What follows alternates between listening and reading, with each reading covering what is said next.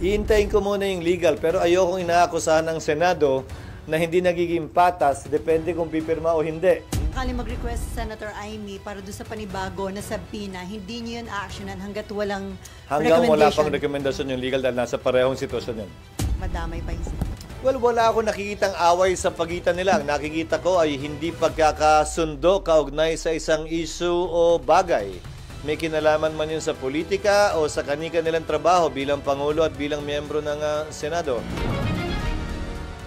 Yung hearing ni Senator Amy, kaugnay ng di umano, dahil wala pa naman sa akin tanggapan yung request sa pag-i-issue ng subpoena. At na ito daw ay may kinalaman sa kalayaan ng Senado. Nais kong sabihin, ang pagiging malaya ng Senado ay hindi pinapatunayan sa kada isang insidente kaugnay ng kagustuhan ng isang miyembro. Ito'y mababakas, makikita at mapapatunayan sa direksyong tinatahak ng aming institusyon.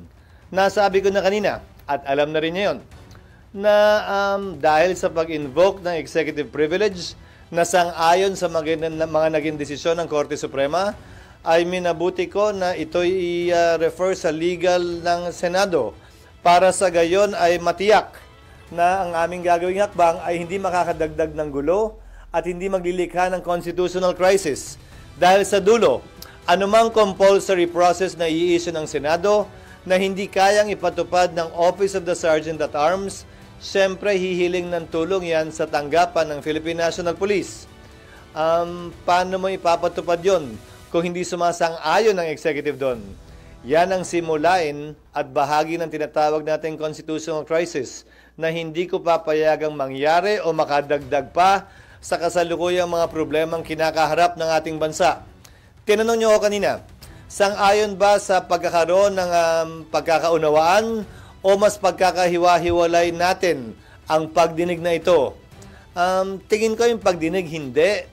Pero kung gagawin namin itong hakbang na ito nang hindi pinag-aaralan ng lubusan, marahil ay hindi ito makakatulong sa pagkakaisa natin at dadagdag sa posibilidad na magkawatak-watak tayo lalo. Iintayin ko muna yung legal, pero ayokong inaakusahan ng Senado na hindi nagiging patas, depende kung pipirma o hindi. Hindi nakabase yun doon. Gagawin ko pa rin palagi kung anong tama at naaayon sa batas at hindi kung ano ang pangangailangan o kagustuhan ng isa o ilang miyembro. So wala pa rin, sir, recommendation? Wala pa, nag-lunch ako tapos dumiretso na ako dito, hindi ko pa nakikita. So kung sakali mag-request Senator Amy para doon sa panibago na sabina, hindi niyo yun actionan hanggat walang Hanggang wala recommendation. pang rekomendasyon yung legal dahil nasa parehong sitwasyon yun. So hindi na ba maiwasan na madala pa ito sa Korte Suprema, sir? Pag-uusapan din. Ulitin ko, lahat ng mga naging question kaugnay sa executive privilege ay nagdulot lamang ng mas malawak na kapangyarihan at amplification sa parte ng executive laban sa kapangyarihan ng Kongreso. So isang konsiderasyon yun na dapat naming tingnan at suriin. Siyempre palagi may pag-asang mababaliktad yun, pero may pagkakataon at tsansa rin na lalong mapaigting yun. So, isa sa mga konsiderasyon nyo na aming titimbangin. Sir, ano yung situation ngayon? Parang may, confrontation between the executive and the Senate? Wala. Kaya ngayon ang iniiwasan ko eh.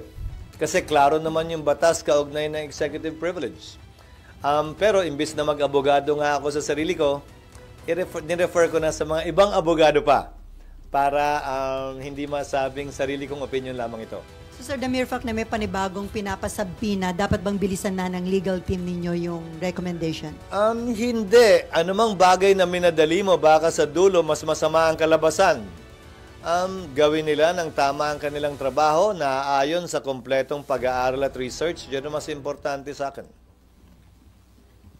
Sabi kanina, sir, ni Senator Ronald Bato de la Rosa, hindi pagrespeto doon sa doktrina ng checks and balance, yung hindi pagrespeto daw ng mga taga-executives doon sa... Yan ang eksaktong sinabi namin sa kaso ni Ermita at sa kaso ni Neri. Ang kinatigan ng Korte Suprema ay ang executive branch. At binigyang pagpapahalaga, timbang yung executive privilege na kapangyarihan daw ng executive branch. hindi naman porkit hindi tayo sang-ayon ay ibig sabihin mali na yon. Lalo na kung may desisyon at batas na nagsasabing yon ang tama sa ngayon at sa kasalukuyan.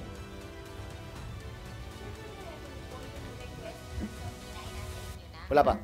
Pero may idea na po kayo kung Kasi ilan napanood ko kanina sa hearing, ganun kakapal eh. At nasa sa akin na raw. Wag naman ganun. Akala ko nga papadala na agad eh. Wala pa naman. Hindi pa yata niya nasa-sign din eh. Nasa building na ba tayo ngayon o wala pa? Pwede naman, sir. Sige po, yun po muna. Wag na. Yes, ma'am. Sir, sabi lang po kasi ni Rep. Robes, gusto niyang sumulat sa Robes. sa presidente na i-certify as urgent daw po yung anti-road rage bill given yung mga recent incidents. And susulatin daw po siya dito kung merong counterpart. Meron po bang counterpart bill dito? And would you support certifying it as urgent? Hindi ko alam kung may counterpart dito at hindi ko alam kung anong laman ng anti-road rage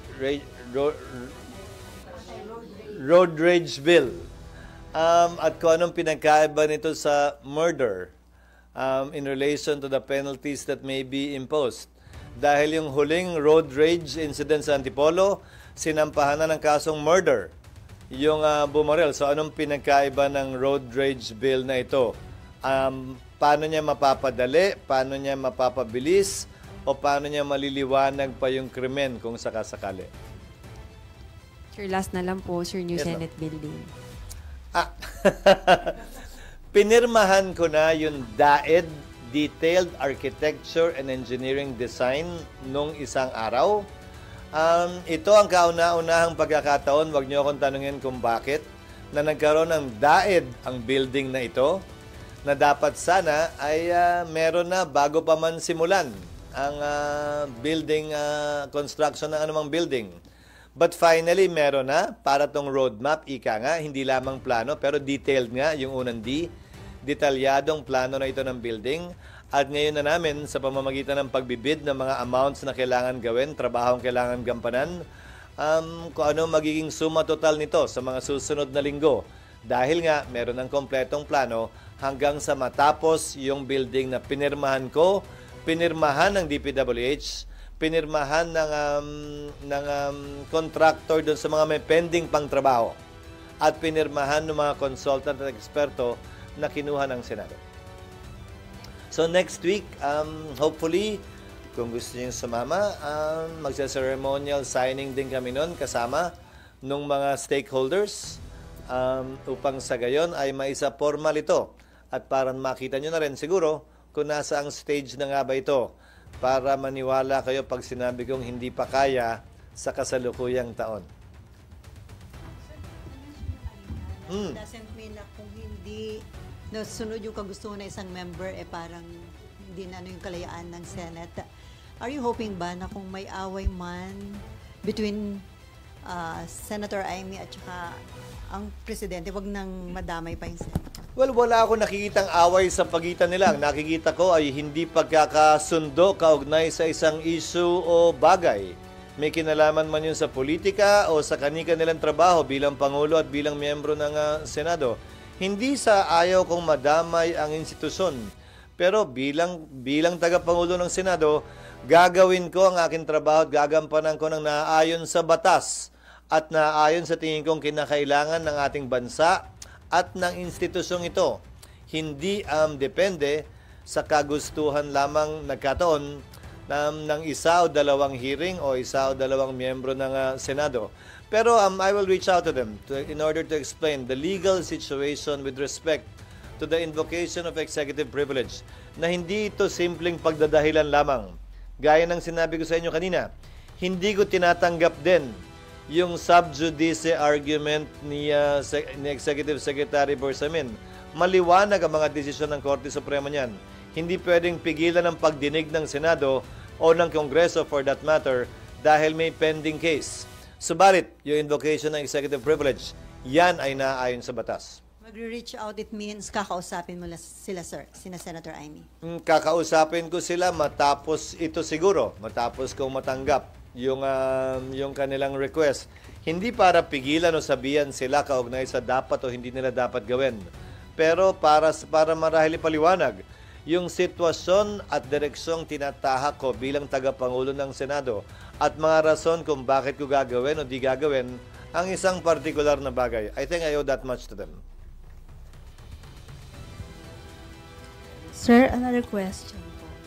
Sir, tungkol po sa impeachment at For saka you, sa there. ICC. Yes, ma'am. Sir. Could emerging details from the ICC proceedings be used as factual basis in an impeachment complaint against BP Sara? I don't think so. Because crimes against humanity is not one of the 7 charges filed against the Vice President. That has already been received by the Senate, and that cannot be changed anymore at this time. At least not until we approve the rules and or not until we send summons. Nagmamadali ang House, di ba? Nagpadala na raw yung summons, di ba? Yun ang gusto nila last week. So, sa palagay ko, wala na silang balak na baguhin pa ito. At hindi kasama ang crimes against humanity sa impeachment complaint laban sa ating Vice President. Sir, another question po. Yes, ma'am. If the ICC asks for the bank accounts of the Duterte in connection with the legal aid, is the government allowed to release it without violating the Philippine Bank Secrecy Law? I cannot answer that question really because I'm not familiar with it. Sa ilalim ng batas, exemption sa bank secrecy law ang corruption case. Pero hindi ko alam kung saklaw ng definisyon ng corruption case ang isang ICC case. At saka sa international humanitarian, sa IHL prohibition, parang hindi ata kasama sa aligasyon laban kay dating Pangulong Duterte ang corruption. So hindi ko alam kung anong maaaring posibleng rason para kunin at hilingin yon maliban sa aspeto ng civil liability. Pero darating lamang yun kapag siya'y napatunayang nagkasala na. Sir, follow-up lang dun sa tanong Yes, ma'am. ni ma'am. If I'm not mistaken, kasama sa articles yung high crimes for conspiracy to commit murder in relation to VP Sara's alleged involvement in the DDS. So, Which charge?